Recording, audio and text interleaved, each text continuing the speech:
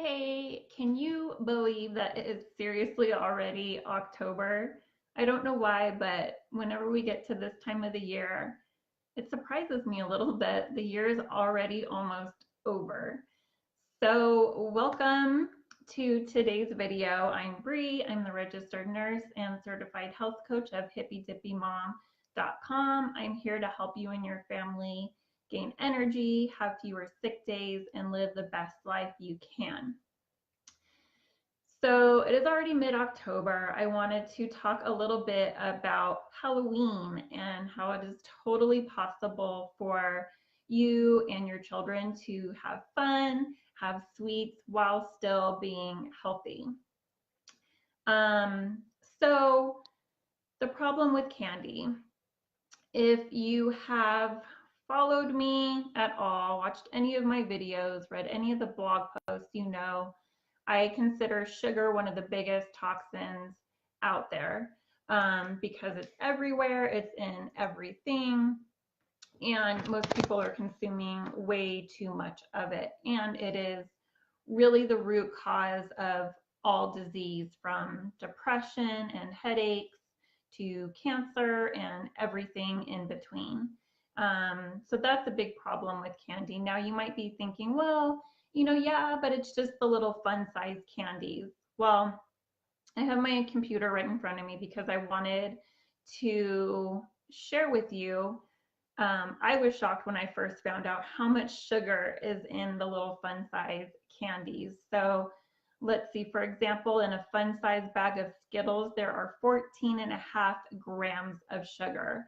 Now keep in mind, for kids, the recommended daily amount of added sugar is 11 grams in a day.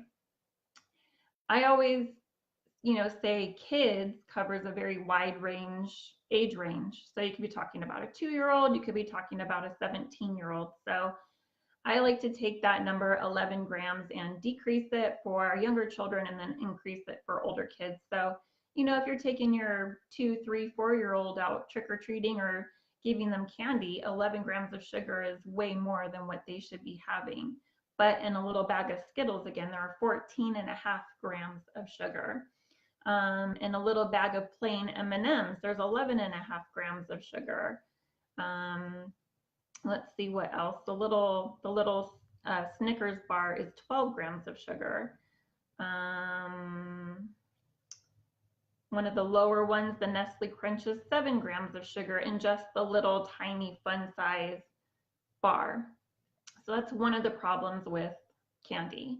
The second one is that in most of the candy that is available in those huge bags at Halloween, is that it's full of artificial flavor and artificial color. So it's artificial. Our body has no idea what to do with it. It's a toxin. It contributes to poor health. We know through tons of research and really just observation that our artificial color almost immediately results in behavioral issues. It's very clearly linked to things like ADD, ADHD. So those are just some of the issues with candy. Now, one thing that I used to think that I've had, now people tell me is, well, but it's just once a year.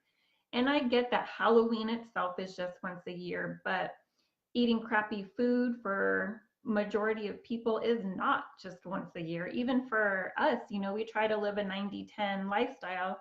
90% of the time we're doing all the right things, and then 10% is whatever. We're still not eating crappy just once a year. So it's not just once a year. Let's do away with that excuse right now. So, what can you do? There's a lot, actually, and just, we started handing out healthier things or non-candy items just a couple years ago, and just since then, there are so many more options now, and they're not expensive at all. So let's first talk about what you can do, being you're the one handing out the treats. What can you do to promote health to those coming to your door? So again, there are so many options. I'm going to show you a couple of the things that we have. So we went to Costco and we got the 50 pack of these little tiny Play-Dohs. So super cute, easy to hand out. I think it was 10 bucks. So not expensive at all. And again, there's 50 of them. I also have from, it's called the naturalcandystore.com, and I'll link to it where I can.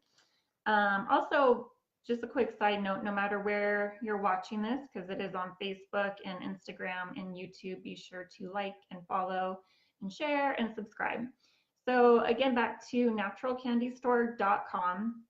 So it's a website where they have all kinds of treats. They have suckers and chocolate and gum and I mean really anything you could think of. They have it there. They have stuff that's organic. They have stuff that's sugar free. They have things that are allergy friendly. But basically none of them have the white refined junky sugar. None of them have artificial flavors and colors. So anything you get from naturalcandystore.com is a better option. We have this jumbo bag of suckers, and they're all different flavors and colors. They're colored and flavored with organic carrots, organic currants, organic apple, organic carrot, organic pumpkin, and then it's lower sugar. And I mean, there's a ton in here. So, I'm covered for what I'm handing out to my trick-or-treaters. Now, Halloween time is also around the time of my daughter's birthday. So we kind of incorporate some Halloween goodies into her birthday goodie bag. So we have this bag of 60 little Frankenstein erasers. These would also make great things to hand out to kids. We have these little tiny notebooks. We have these little tiny Halloween pens. I mean, look at all these options, and kids would love to get any of this stuff. They would be so excited. It's not just about the Kit Kats and the Twix bars and the Snicker bars. So, let me know if you're already handing out non-candy items or healthier candy items in the comments. I'd really like to know. So now what do you do if you have, children that you're taking out trick-or-treating? What do you do as the recipient? Well, so my daughter's going to be 7 next week. And what we've started to put into place a long time ago, this could be done at any time, but we come up with a plan, my husband and I come up with a plan, and then we explain it to her. So, you're going to get to dress up and have all the fun and go trick-or-treating and get the candy and compare with your friends whose bag is heavier. But when we get home, you can have 1, maybe 2 pieces of candy a day. And then what I do is I put the candy bag up at the very top shelf all the way in the back so she can't see it. And truly out of sight, out of mind, she forgets about it within a couple of days. Now I know that some kids might not if they've already been in the habit of eating, however much candy they want at Halloween.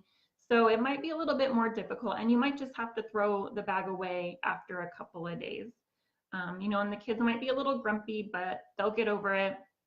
And actually their behavior will be much, much better as a result of not having that candy.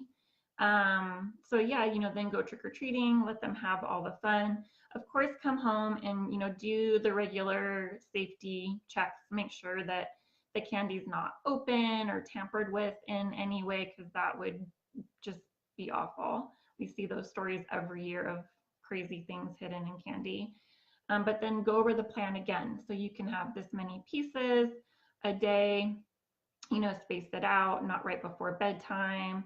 And then, in a couple of days, plan to just get rid of it. So that is really how you can plan on having all the Halloween fun, having sweets, while still not contributing majorly to poor health issues. So, let me know if you already have a plan in place too. So that is it for today. I hope that you gain some knowledge and, really have a plan in place to have that healthy Halloween, but have fun at the same time. Fun is always really important for our health as well. And I'd really like to know what steps you are taking to reach your health and wellness goals as well.